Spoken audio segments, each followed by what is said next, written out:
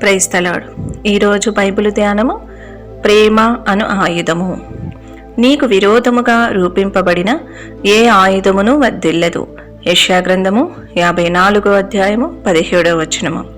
మనకు విరోధముగా రూపింపబడిన ఏ ఆయుధమును వర్ధిల్లకూడదు లేక మనలను జయింపకూడదనినచో మనకు విరోధముగా రూపింపబడిన ఆయుధముల కంటెను మన యొద్ద మరి గొప్ప శక్తివంతమైన ఆయుధము ఉండవలెను.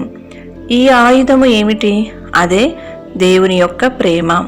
క్షమించినట్టి ప్రేమతో మనము మన శత్రువులను ప్రేమించుటకు నేర్చుకునేటప్పుడు మనలో ఉన్న పరలోకపు ప్రేమ మనకు విరోధముగా వచ్చుచున్న అంధకార శక్తులన్నిటినీ జయింపగలిగినదిగా ఉండును.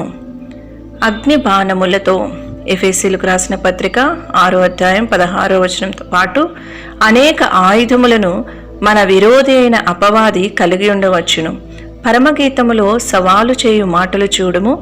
అగాధ సముద్ర జలము ప్రేమను ఆర్పజాలదు, నదీ ప్రవాహములు దాన్ని ముంచివేయజాలవు. పరమగీతములు 8వ అధ్యాయము 7వ వచనము.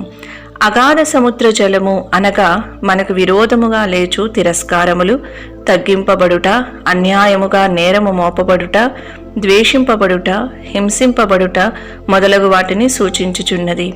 మనము శాశ్వతమైనదియు మార్పులేనిదియునైన కల్వరి ప్రేమతో నింపబడినప్పుడు ఈ ఆయుధములన్నీయు లేక శోధనలన్నీయు అగ్ని ఎదుట ఉండు గడ్డివలే ఉండుననుటలో ఎట్టి సందేహమూ లేదు. ప్రేమ మరణమంత బలమైనది. పరమగీతములు 8వ అధ్యాయము 6వ వచనము.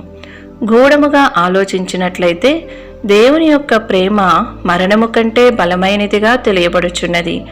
మరణమే మన కడపటి శత్రువు.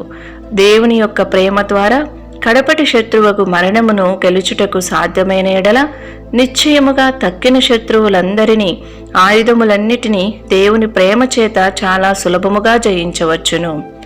ఒకవేళ ఈ దినమున శత్రువు యొక్క అనేక ఆయుధములు మిమ్మును చుట్టుముట్టి ఉండవచ్చును.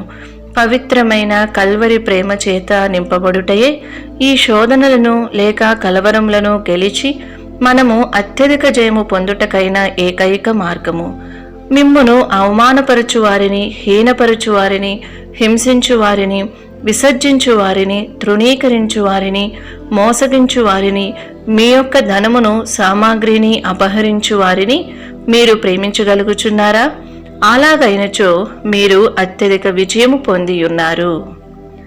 ఈ వీడియో యొక్క పూర్తి స్క్రిప్ట్ కావాలంటే దయచేసి డిస్క్రిప్షన్లో చూడండి. ఈ వీడియో ఆంగ్లము మరియు హిందీ భాషలలో కావాలంటే ఛానల్ను సబ్స్క్రైబ్ చేయండి మరియు వీడియోలను క్రమంగా అనుసరించండి. Praise the lord.